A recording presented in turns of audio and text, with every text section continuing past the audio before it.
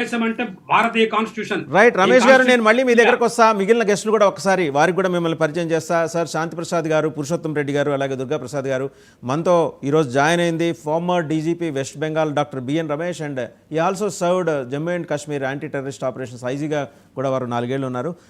So ఒకసారి వారందరికీ మిమ్మల్ని పరిచయం చేయడం కోసం. అండ్ శాంతి ప్రసాద్ గారు, రాత్రి నుంచి ఉదయం వరకు జరుగుతున్న డెవలప్మెంట్స్ అన్ని చూస్తున్నారు. And there is a possible attack that has been hinted through informed sources. మన ఇంటెలిజెన్సే కాకుండా ఈవెన్ మొస్సాద్కి కూడా ఈ సమాచారం అందింది. మధ్యాహ్నం తర్వాత ఒక భీకరమైన దాడికి వాళ్ళు ఎప్పటి నుంచో దాచిపెట్టుకున్న అమ్యునిషన్ తోటి వాళ్ళు దాడి చేయవచ్చునని సంకేతాలు అందుతున్నాయి. శాంతి ప్రసాద్ గారు.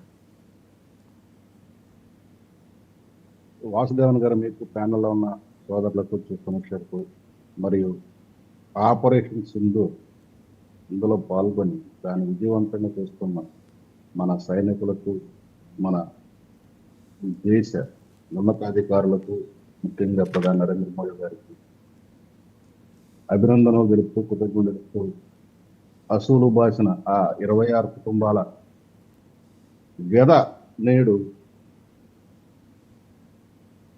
మోడీకి బోలో అన్నారు. మోడీ విన్నాడు, మోడీ చూశాడు, మోడీ ఆలోచించాడు, మోడీ అనుమతి ఇచ్చాడు, పని జరగటం మొదలైంది.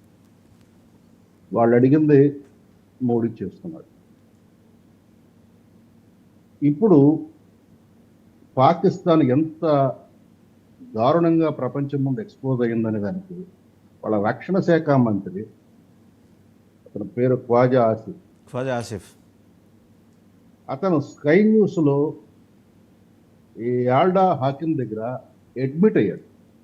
మేము గత 30 సంవత్సరాలు 40 సంవత్సరాలుగా టెర్రరిస్టుల్ని తయారు చేస్తున్నాము. మేము ఇన్ఎవిటబుల్గా అమెరికా కోసము మాకు ఇందాక నేను CNN కూడా చూశాను, బెక్కీ ఆండర్సన్ ఇంటర్వ్యూ కూడా చూశాను. మీరు ఎందుకు దాన్ని అడ్మిట్ చేశారంటే మా దౌర్భాగ్యం ఉన్నట్టుగా మాట్లాడుతూ, మేము అనవసరంగా, ఇది గుర్తుపెట్టుకుంటాం, అనవసరంగా వేరే దేశాల యుద్ధాల్లో మేము తలకాయ పెట్టి మేము నాశనం అయ్యాము. ఇది CNN న్యూస్లో నేను ఇప్పుడు లేటెస్ట్గా చూశాను, మీ డిబేట్ రావడానికి ముందు. బేకీ ఆండర్సన్ చేసింది, బహుశా 24 అవర్స్ కింద చేసి ఉంటుంది. అతను చెప్తున్నది ఏంటంటే, సోవియట్కినో అమెరికాకి యుద్ధం ఆఫ్ఘనిస్తాన్లో జరుగుతుంటే మేము అనవసరంగా అందులో తలకాయ పెట్టాము, దాని ద్వారా మేము ఇదే అయ్యాము. అట్లాగే వేరే వేరే ప్రాంతాల యుద్ధాలు జరుగుతుంటే అనవసరంగా మేము తలకాయలు పెట్టాము.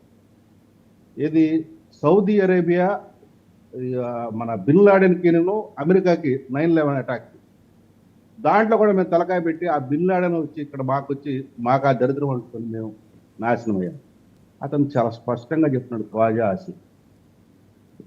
వీటన్నిటికన్నా ప్రబల సాక్ష్యము టెర్రరిస్టులకి పాకిస్తాన్కి సంబంధం ఉందనడానికి ఈరోజు IC-814 అలాగే పుల్వామా ఈ దాడుల్లో కీ పర్సన్ అయిన హఫీజ్ సయీద్, అతను ఎవరు, ఆయుబ్ పేరు అబ్దుల్ రౌత్ అజార్, అతను మన ఈ హఫీజ్ సయీద్కి బంధువు, రెండోది కీ కమాండర్ LETలో.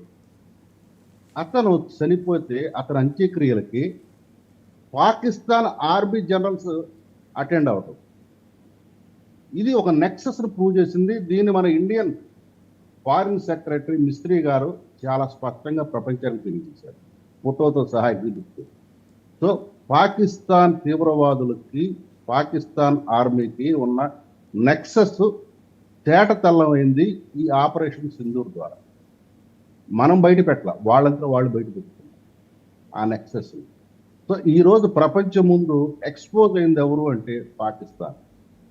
కనీసం ఈ అరబ్ దేశాలు కూడా పాకిస్తాన్ని గౌరవించే స్థితిలో లేవు, ఆదరించే స్థితిలో లేవు, బతిమాలుకుంటున్నా కానీ లేదు.